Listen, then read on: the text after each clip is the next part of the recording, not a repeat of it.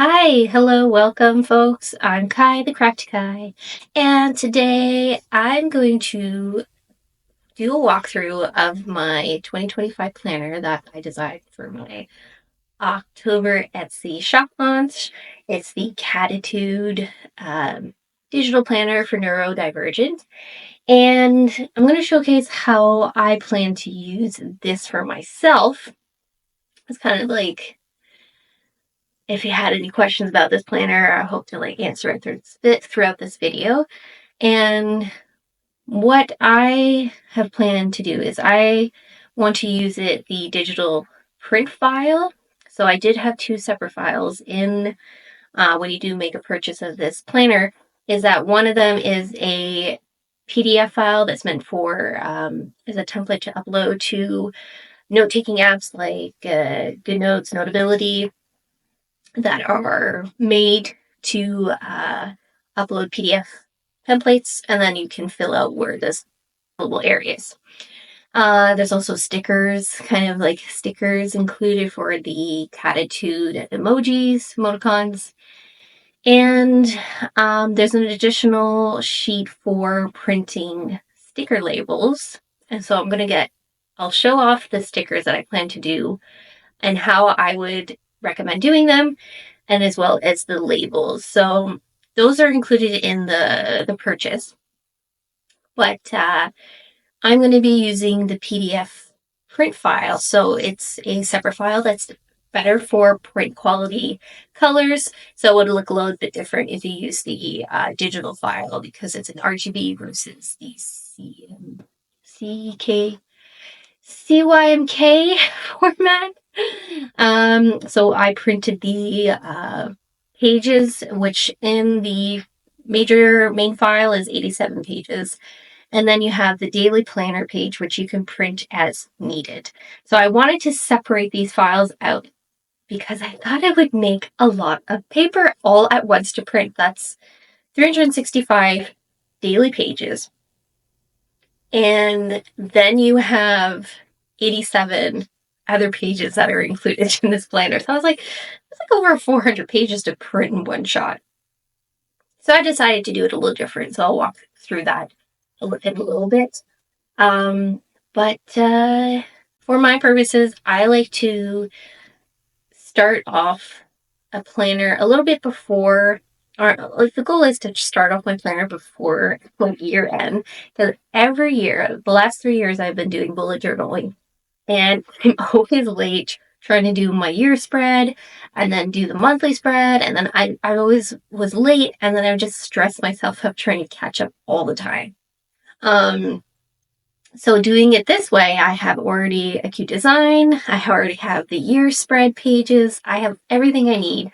So that's all set to go. I just need to work on the other kind of workbook pages, I guess I would label them. They're kind of like setting your goals and how does that help with emotional regulation. Like the key theme of my planner is emotional regulation and how to help you work through with, dysregulation, and how goals, routines, and identifying your emotions can help with that. Because those are a key thing that I experience that I have issues with is recognizing my emotions and how I'm feeling. So I really wanted to help others who may experience those issues too, and what tools could help me regulate, understand, and work through it, process it. How can I move past it? And a lot of it is like goals and motivations, routine building, doing your rituals. All that is included. So let's get to it. I'm going to switch this up and show the first thing I actually want to do is recommending when you buy a binder. So I decided to go and I printed and I did it with a binder. So this is my binder. It kind of looks, I like how, you see the ring light. But my binder that I bought, and this is from Dollarama, I bought the 1/2-inch ring. It's like, why did I think this was going to be big enough? No, because it's going to be 400 pages. But I also like having just a smaller It's not so thick. I definitely walk around from room to room, and I have like comfort piles that I bring with me. So I'll have like my water, my phone, and then I'll have like, I think I have them over here. I'll have my sketchbook, and then I have this to-do list. Like, this is kind of like my business like brainstorm planner that I use. I'm walking all the time, room to room with everything. So I don't want it to be too big when I want to have it with me and when I want to work in it. These usually would be a morning, an evening routine. So it fits together with my sketchbook that I carry around. And it's not too big, like thick, it's not too heavy. So it worked for that purpose, but it won't hold all of my pages. So there's a couple of options that I could do. And I'm planning to do is have a secondary binder. Not, I would have liked to have just the one, but I think having a secondary binder that holds the maybe pages that I might not need accessible every day, but I can keep them in there and have them in like my office or my room as like areas that I can reference it to. And then I could also just have like the current month in my planner that I have every day. It's just I have the current month pages. And yeah, so I'm going to walk a bit about how I plan to organize this in top view, but this is kind of what it looks like for now. So before I show you how I get my stickers prepped, I'm going to show you what I'm using. So I have bought a pack of this label. Yeah, it's a label, full sheet label paper. It's the Becky premium labels from Amazon. They sell them in a pack of 100. I think it was a pack of 100 or 250. I'm going to look that up, but I will share the link below on what I'm using for today. So this would be option to use for just the label stickers, or also the labels and the Cattitude emoticons. Or I'm going to show you also the option of using the Avery 1.5-inch diameter labels. So I have these as well because I use these for creating my logo on. So I thought it was a neat option to also use for the stickers so that the Cattitude face could just sit in there. Now this will limit how big they are, so they'll fit in the headspace a little smaller. That's fine. Or you make the stickers larger with using these kind of sticker sheets, but then you would have to trim around it. So these are kind of the options I thought would be feasible to use for those printing the stickers, or you would just sketch out your emoticon on your face if you like to sketch. So I wanted to have both options. Some days I may not have time, so I'll just take a sticker, put it on. So each sheet has 20, and I think I have 9 emoticons. So depending on how often I'll print a sheet of them, I'll have extra few that maybe I'll be my baseline emotion that I'm usually in, which I usually try to have a content neutral baseline. Other people, it might be stressed anxiety or joy, or you have bored, confusion. I mean, there's all different baselines in life. Like, we all have different emotions. So I'm going to put these in my Epson printer. So first step on creating your kind of sticker sheets, and this, I'm going to start off with the Cattitude emoticons. And our screen, let's do it. So I use a label template from Microsoft Word, and this one is, I used the one that's specifically the Avery 8293. That's the number for these logos. So that's what I looked up on Microsoft with the layout. No, sorry, it's in mailings and labels. And then I found it in the options, I think. This one here, options. Yes. So I found it in the options. I remind myself how I located these things because I created the templates already. So I found that in the list. It was available, and then I created a new document from that, which created this, and it has all of these kind of grayed out dotted lines to know where your reference for the circles will be. So I'm going to insert a picture from my device, and I'm using the PNG. So I'm using PNG, but if you're on Apple, you would use the JPEG file. And I'm just going to put all the images, and it's going to go in small, so I'm going to size it up and try to get it that it's, let's see, that you can have text through. This is what I always select when putting images in Word, because then you can move your file around a bit more. So I'm going to zoom in a bit too. Come on, let me zoom. Let me zoom. Come on, let me zoom. Can't zoom, so now I'm going to try to get this to fit in the square. Because these circles, so one thing I noticed when I was doing my labels is sometimes it's like a little bit off-centered will make it so it prints a little differently. So I hope I don't have anything cut off. So I'm going to do this for all the rest and see how it will work out. So I'm just going to repeat the steps of, and I'm going to try and center it all because they all are kind of off a bit. They all don't follow the same shape. Sorry, they don't all follow the same direction. So some of them are a little different and have extra space on the side. Like this one here is a little smaller. All right, I'm going to fast forward and get to with all of them are on here.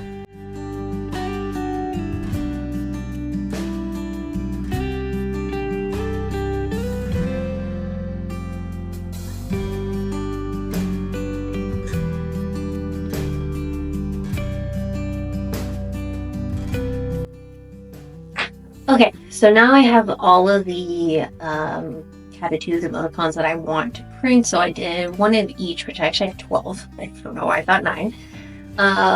So I have 12, and then I did a repeat of some of the ones on the bottom line that I probably tend to feel more often. But I would just recommend to print them as needed if you are looking to use a sticker version, or if not, you would just doodle in doodle your own emoticon version. So now I'm going to send this to the printer, and I'm going to look at my print properties so that I have. Now you could also use this layout because it has the nice sizes of the table outlines. You could definitely use this as your template for printing on the full sheet label sticky paper, because it's just a template, so it's just going to print on whatever you have in your printer anyways. So if you don't want to use the labels, which it did work, but I would say that some of them, let's see, this one here, the ears are a little bit cut off at the top here. What's another one? And overall, they actually fit in quite nice. This is another one that the ears kind of will probably be cut off from the tip. So either I would go back and just shrink those ones a little bit more, but I'm going to keep them like this because that's fine. And I'm going to save a copy of this. Okay, so this is my print file that's included in the purchase of the Cattitude Planner. And this is the labels to go on the side so that when you have it printed out like this, where these in the digital version are hyperlinked to the sections, I wanted to create tabs so that you can flip quickly to January, and then you'd have it there. So I made, for those who want to have the multiple, you could either use multiple January tabs for the week, so that you have at least for them. It just depends on what your preference is on how you like to use your label dividers. What are they called? Tab dividers, kind of in that sense. So I'm going to print it. I'm going to see if I can put this down to 90% and see if that shrinks it. I'm going to show. That's 95. Let's see, 90. Okay, 95%. That leaves a border. I think I'm going to do it like that. So, and see if there's any other properties that I need to change. I'm going to select cassette 2 because my printer, which is the Epson ET8500, has a rear feeder and a cassette. So I'm just going to select that to make sure. And then I'm going to send to print. Let's see if this works. Okay, yeah, those turned out really great. So as you can see, they're really good in size. And I included like kind of dotted lines along the edges so that it will be easier guide to cut. And that is it for the print setup for the extra add-ons. Again, these are, you don't have to necessarily use them. They're just, I thought it'd be a little nice to have either option of having sticker versions of the Cattitudes and having these tab dividers set up. So I'm going to show how the book looks, the planner looks, and then where I would say like keep these as access or set them up, because I did do multiple versions of some of the tabs in case you want to flip back to specific pages. And so I did, there's 3 rows of each one, depending on how you use it. And then you can always print out more if you need them. So let's move on to the next part of this.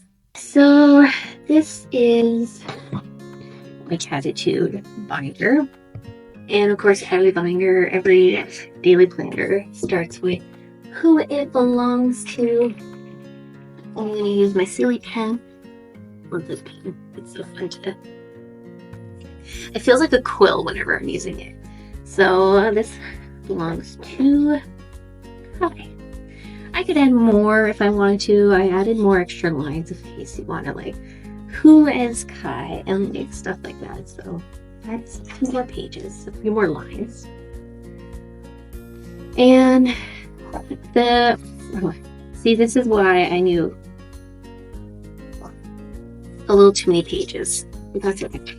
No, look, for half-an-inch ring doesn't work as best. So I have 4 pages of future log. Future log here is the second tab. So the home tab, I kind of put that as your page planner. It's like your home page. So it's, you know, this printable and that's your home.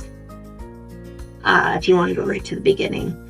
And then the calendar future logs, that's what that's for. So you can always have a reference point for what's in the future, what you will want, like important dates, birthdays, anniversaries. I put that all in the future log pages. And I have them, so based on like business calendars, like fiscal calendars, I have them in sets of 3. So you have your Q1 calendar. Oh man, I don't want to. This went more smoothly in testing. And then I have my Q2 calendar, and then Q3, and then Q4. So I can divvy it up in like 3 sections. The next one is emotional regulation, where I talk about it and what does it refer. So just like key components of it. And call to action, like what helps you emotionally regulate your emotions. And just to take a moment to pause and think about it, like what helps you regulate your emotions. These could be different activities and like areas where it has some examples in this emotional regulation page. And then the next page is actually lists out ways to regulate that you could use. And you could list out your additional ways if they don't kind of fit in with these ones. A lot of the ones you find when you look up emotional regulations are kind of like mindfulness and going through like a lot of therapy ideas of my printer is making noise at the fence, you know. Cut it out. So you'll have some different options here, which I do a lot of, like journaling. I'll do compose yourself before talking. This is kind of what I do with like when I'm feeling overwhelmed and I go into shutdown. I need to process stuff. So these are ways I find that there's some that help me: mindfulness, yoga, meditation, stuff like that. So we'll put in my days here. And this is the Cattitude pages. So these are the emoticons. So they'll have kind of what emoticon is for what, like neutral, content, joy, sad, depressed, bored, frustration, angry, overwhelmed, stressed, anxious, confused. Frustration or annoyed, I think I labeled the sticker annoyed. So either one, it kind of fits in that.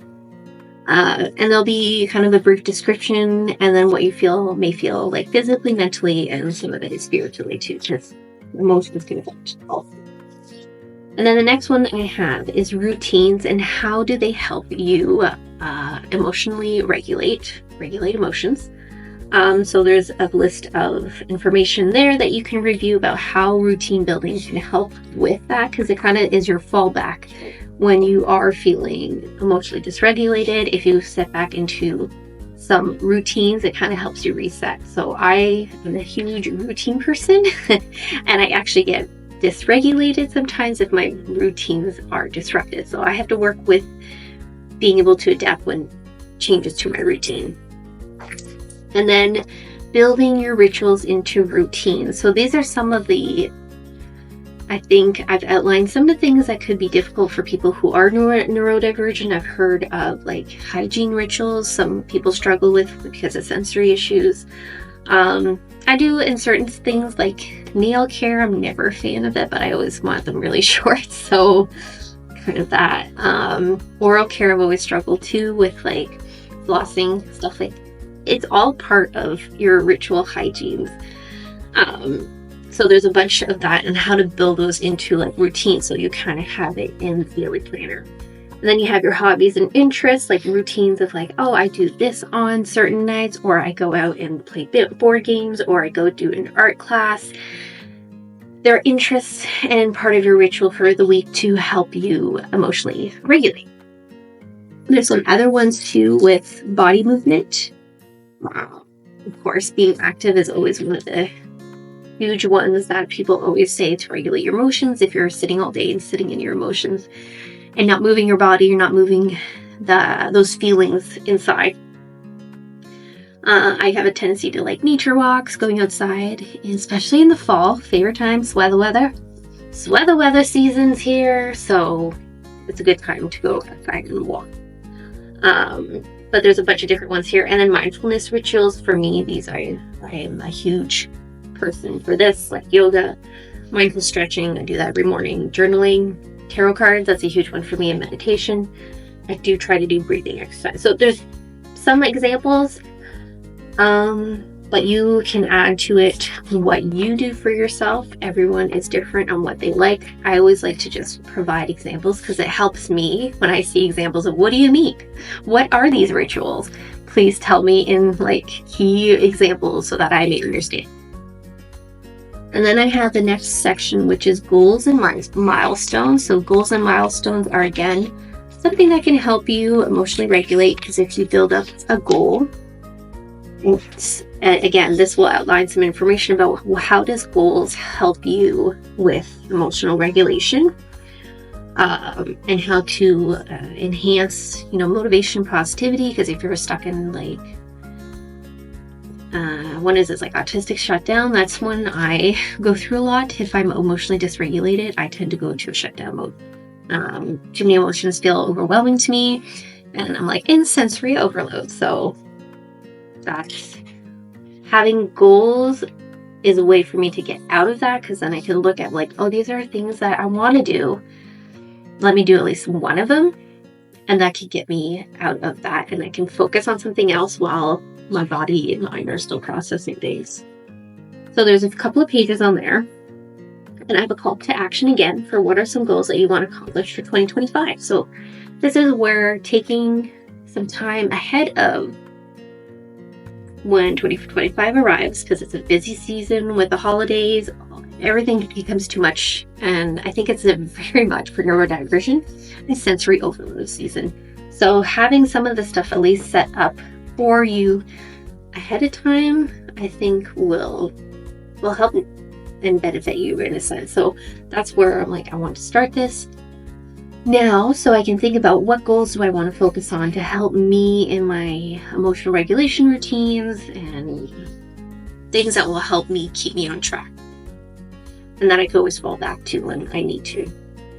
So we have a few different examples for goal setting, because again, examples, I need a lot of them. What do you mean personal development goals? I don't know what that means. It's me all the time. And so I look at having these examples I looked up, and those sound good to me. So I have a bit in each of the different buckets that you may want to look at, like creative passion goals. I fit into here. As you can see, there's some stuff referencing to my collection. Financial goals, that's a big one too. I have some financial goals I want to set. Social and community goals is interesting. Sometimes it's maybe difficult for a neurodivergent, is like connecting with people, making friends, keeping friends. That was a huge one for me this year, is like, how do I reconnect with people, like maintain my relationships I have, because it's easy to let those go on the wayside. We stop talking. Just one person actively doesn't, and then you both don't. So how to keep that from happening, I don't know, but I'm going to keep working on that. But there's other ways to connect with people, and I think this volunteer monthly one is a good one. I worked in nonprofit for many years, and it would be fun to try and do some different volunteer activities. So that one was a fun one to kind of look at and be like, oh, that would get me out there, meeting new people. We'll see, because social anxiety is always rough in those instances, but it's a good idea. Maybe start small. And then I have a couple pages here for the goals. Like, I put 3 for each. You don't need to put 3 for each. You can put 1. You can choose bucket for which, because again, what you have as your energy and what you want to invest, it depends on how you're feeling that year, that month, that week, that day. That always will have a huge impact on what you can do. So I have a couple of pages like that. And to use these is to map out the actions that you want to do that align with your goals above in the monthly, weekly, and daily pages. So we'll look into those. So I start off with January. And again, you hear, like, similar to the future planning, it has a full calendar, but this is a little bit bigger. And then so you can see things a bit more, because future planning on the other page is quite small, and it's only going to fit some key things. Like, you may want to like highlight the date and stuff, the date, highlight here and then write what that date is for birthdays and stuff like that. But once you're here, you may want to put like appointments. I would put like appointments, classes, whatever I'm going to be doing as a snapshot view of my month. I'm going to put here goals and actions. This will be a part of your goal planning, where you map out some of the actions you want to do aligning with your goals. And then key priorities could be something different. For me, key priorities is kind of more about like household management. What are my key priorities for my home? Because there's always something to do in a home. Whether it's changing out the shoe closet because it's fall and my boots need to go into the main closet where I take out all of my other shoes, because I'm a huge fanatic of shoes. So, example of a key priority I may have. Or one would be like, book therapy, book something that's important. So sometimes booking calls could be, I hate making calls, but if you have appointments to book, sometimes that could be stressful. So you can outline that as a key priority. I then have all of my weekly planner pages printed. So these are included in the 87 the 87-page file, and I would include them all in and list them out. So I have all of 52 of my weeks. I actually have 53 because of the last week of the year over the last week of New Year, so I put 53. And I have them separated out for each month, and some of them would overlap. Like if July has a majority days of that week, then that week will be week 27, and week 27 will have a couple of days. Sunday and Monday would have June 30th and June 29th is like the Sunday, Monday. So there's some overlap in the pages just so I could fit things on a 7-day plan, and how many of those week planners would fit in underneath the month. That is the idea, but you can organize them how you feel more comfortable.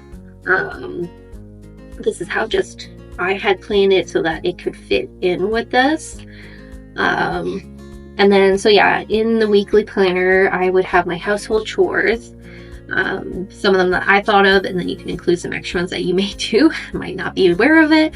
And then you would map out your chores and your actions. So your actions could be your goal actions in the below chart here. So I would have, and again, I put like 3 per day, but you may only do 1, and that's okay. And you would just map out what you're going to do that week.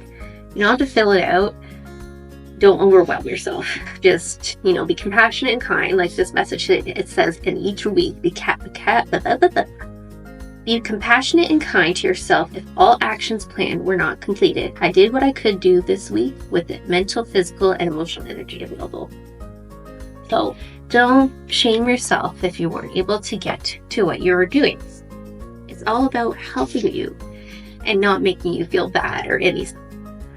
The next layer of this is meal planning. I struggle so much with meal planning. It is me and my partner's the thing we hate the most doing. So depending on how you are feeling that week, you may have specific safe food options. I know I do, especially when I'm having moments of high anxiety or I'm in shutdown depression. I have safe foods, a lot of bread type foods that I go to, and I want to make sure I have in stock. So I would list out which ones I would want. And then check your pantry to try to get meals that you have, like a protein option and a side, a vegetable, carb, whatever, just to get some sense of what you have already, what you're needing. And then this is one thing that I think is a really handy one, is ready-made meals. Now, they don't necessarily have to be the ready-made meals you would find in grocery stores, because I am not a fan of most of them. They don't taste great. I have a tip to check your local butcher shop for delicious ready meal options, because they're decently affordable. Now, I'm not about the budget-friendly planners, like that is already out there. I'm more focused about what things are available to make it easier for me to manage something that's hard for me to get along. And it's every day I have to feed myself. That's a lot of meals. And again, I put 7 days, and B for breakfast, L for lunch, D for dinner, all 7 days. But you don't really have to map out everything if you don't want to. Lunch and dinners are the ones that I struggle the most. Breakfast options, I usually get a lot of, like cereal, toast, muffins, breakfast cookies. I never struggle with breakfast. Everything else, that's where I struggle with. And ready-made meals from butcher stores can be very delicious. Like, we found a local one, and we found a few different ones in the area so that we could try different recipes. People make things differently, and it's such a way so that, these butcher shops don't go to waste with their meats and meals, so they prep meals with what they have at the end of, their fresh date, so they get to the point that they can resell. And I think that's great. That's like delicious meal for people who don't have the time or capacity to do it. And the last section is the average Cattitude. So you could use your sticker, and it would be like a little mini cat in it, or you can doodle it out using the Cattitude page as a reference. Like, what was my overall? Oh, I was pretty content. I'm gonna doodle my little content face.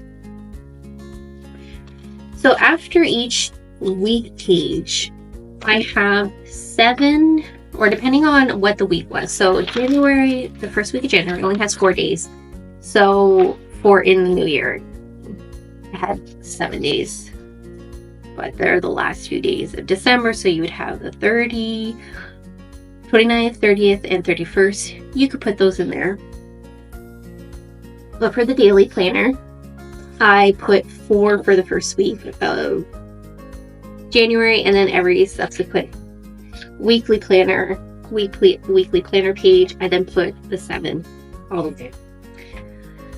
So the daily planner is to help manage the day to reduce the mental load. That's all I want my tools is to help with mental, because that's what gets me overwhelmed.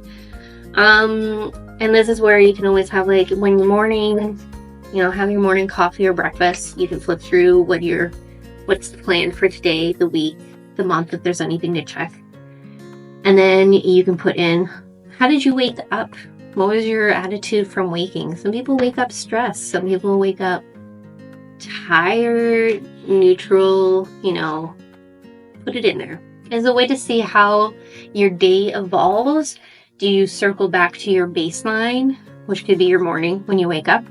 Or is it completely changed and it takes you a while to regulate for multiple days? It's just a way to keep track of, like, are you or am I working through my emotional regulation like I planned to help me calm down or do the activities that I need to change that at the end of the day. So I have today's date, so you would include that and write it every day. I didn't include, because it's a template page, I didn't want to have dates pre-written. And then you can put your events and time based on, either your monthly or future log. You would, like, check it. Okay, I have, the nights. I got this to do. I'm going to write it in. And then I have here your routines where you could add in your rituals. So say action, hygiene ritual at this time. Did I complete it? Yes. I would do my morning yoga meditation. I do that every morning at this time, completed. And I usually put, like, certain times. Like, I am flexible with, like, minute time wise, but I like to at least get up at a certain time in the morning, trying to get back into that routine of it. And then in the afternoon, like, making sure to eat breakfast, put your breakfast, or eating something. Did you get a chance to get up and walk around and move your body? And so you put your different routines that you have throughout the day. I put 4 or 5 each there, but don't limit yourself to this, or put less if you have to. It's just something to be helpful for. And these are something to always remember. Have you fed your inner cat? Because it's a cat theme, right? Inner cat, enough food and water. Part of emotional dysregulation can be caused by not drinking enough, not eating enough. Sometimes our brains don't remind us because our body can't figure out that, hey, we're hungry. We've been so focused on something else that we couldn't feel our body. Did you take a moment to move your body? This is a big one for me because I will sit in the same position for hours.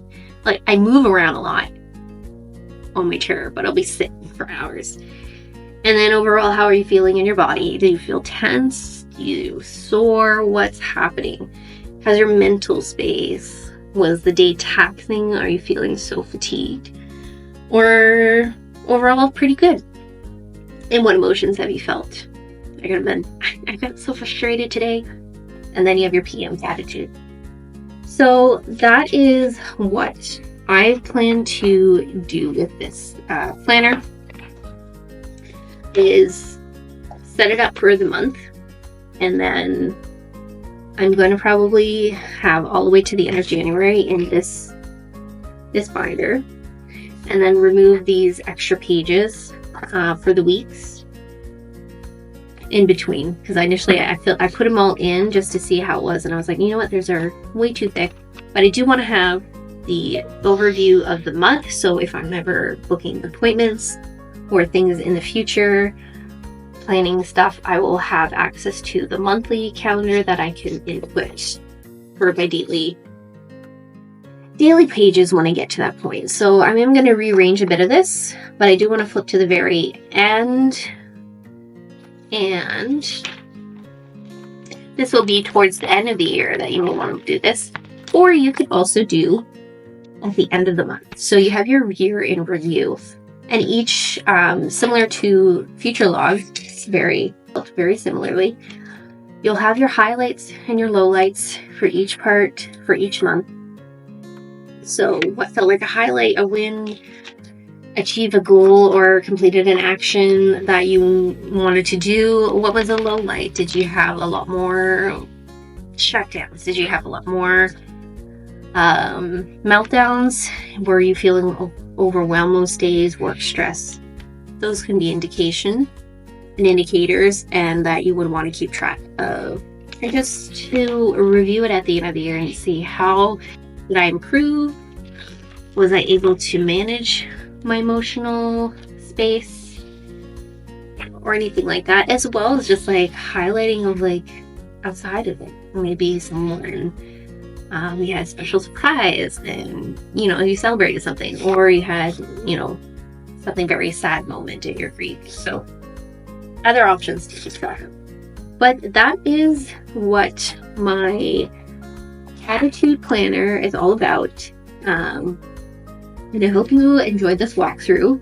And if you are interested in purchasing this planner for the digital version or for the digital to print file, this is available on my Etsy shop, which I will indicate it below. And I hope you enjoyed this video. It's a bit of a different take than my usual ones, but I did really want to showcase this planner because it was a tool I was building for myself and my partner, but I think it would be helpful for everyone else who may have struggles with just daily emotional regulation, because it's just every day. Feelings are hard. Like I said, feelings are hard to manage, and identifying your emotions, that's a big one for me. So I hope this helps anyone else who is in the neurodivergent community, whether you are ADHD, on the autism spectrum, or a mix of both. I hope this tool will help and help you cope and manage for 2025. So that's it for this video. Thank you so much for watching. I'm Kai, the Crafty Kai, and that's it for this one. See you on the next one. Bye-bye!